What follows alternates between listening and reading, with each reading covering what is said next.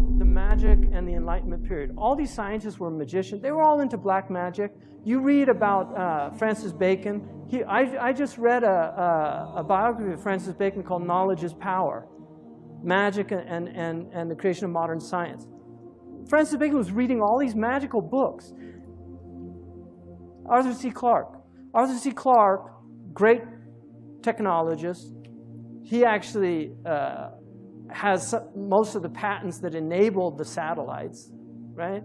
If you look at his interview with BBC in 1961, where he predicts the internet, he predicts the cell phones, he predicts texting. He said that by the year 2000, people are going to have handheld devices that enable them to talk to anybody anywhere, right?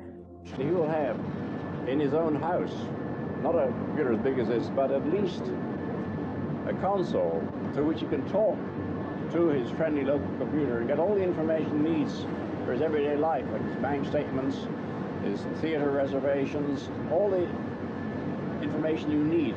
This will be in a compact form in his own house. Arthur C. Clarke said, and he has 3 laws of technology.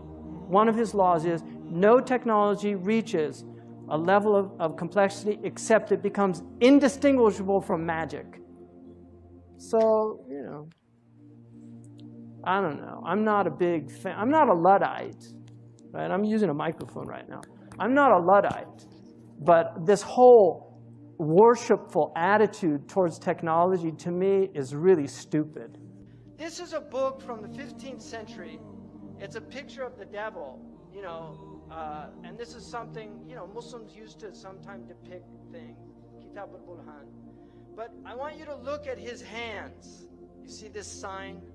I don't even want to do it on film because people will take a clip and then have me in one of those pictures doing that sign.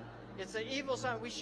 Don't do these signs, right? And kids watch Spider-Man and then they want to do the sign because Spider-Man does it, right? And you don't want to be a Spider-Man, right? You want to be a human man, right? Not an arachnoid, a humanoid.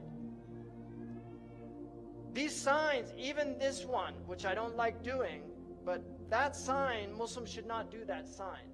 That actually comes out of magic. These are signs that were, they're magical signs. We have no symbols in our religion. Even the crescent and the moon is a Seljuk tradition. The Prophet ﷺ had no symbols in his religion. It's one of the miracles of our religion, right? Because this is demonic stuff. So that is a very important symbol. Now this is what they worship, these Satanists, Baphomet. If you notice, he's androgynous, so it's a male-female mixture. Also making these signs. You see the signs he's making using this sign because 11 is the devil's number. Because 11 is 1 beside 1. And you will notice that in their numerology, they use 11 a lot, and they like multiples of 11. 11, 22, 33, 66. They like these multiples. Imam al-Ghazali says in their magic, they know the secrets of numbers, and so they use numbers. The Prophet ﷺ, when they used magic on him, they blew on 11 knots. 11 uqda. And this is why the Mu'awwidhatayn has 11 ayahs, because it protects against their magic. So this is real stuff, people. I'm not making this up. This is real stuff. You either believe it or you don't, and if you don't, it's at your own peril. But this is real stuff. Sihr is a reality in the world, and people practice magic. And one of the practices is through the eyes, seducing the eyes in television and spectacle.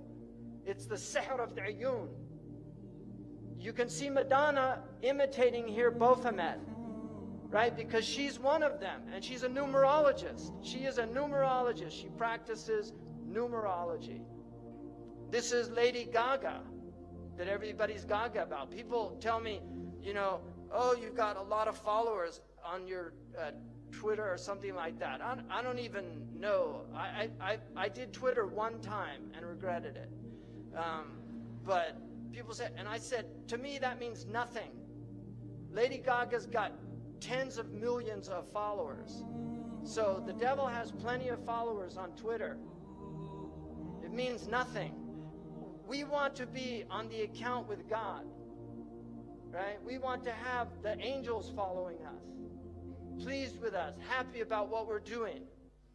Now, Maleficent, you could see Disney, they used to have films where the witch was evil, and now they entice them. This is the fitna. They make a beautiful, they used to make them old hags. If you see the old film, the witch was old hag, but we get them by degrees.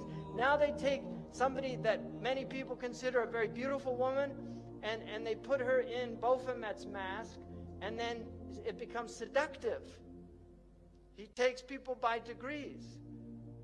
I mean, what is this? Why are they doing this? Why are you wearing horns? We're human beings. We're not demons. And then you can see these signs. Why do they use these symbols? Now, this man over here, LaVey started the Church of Satan.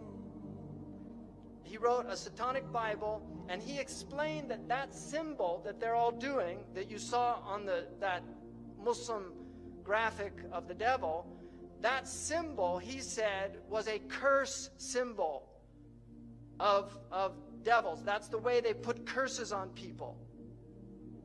I understand that. What are you doing? I'm giving a blessing to the audience. I don't think they appreciate it. They were throwing it back. Well, they thought it was a curse. Would you like me to show them how the sign of the curse works? The sign of the curse? Completely different. How does it go? No, not at you people out there in the audience, but this is the difference. Aim it toward Red China, would you? This is the sign of the horn. A curse sign, the two fingers extended.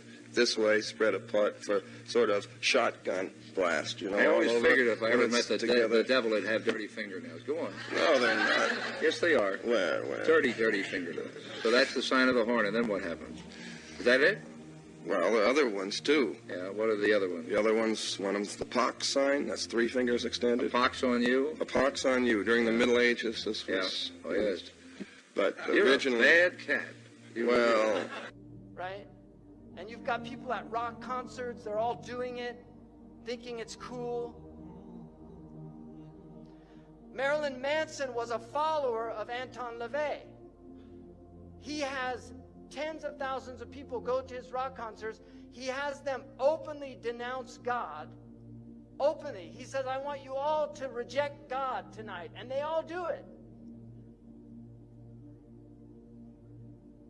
So this is real stuff, people. He's very committed to this. He takes it. He's a minister in the Church of Satan. And they use music. Because music is fitna. It's enticing. It sucks you in. You like it. It's enjoyable. This is what he looked like when he was a little kid. And this is one of their symbols also. They use astrological symbols. This is him on stage. This was a cover of the Beatles because John Lennon was heavily involved in magic. He was a follower of Aleister Crowley, who was a magician and has massive influence on Western civilization.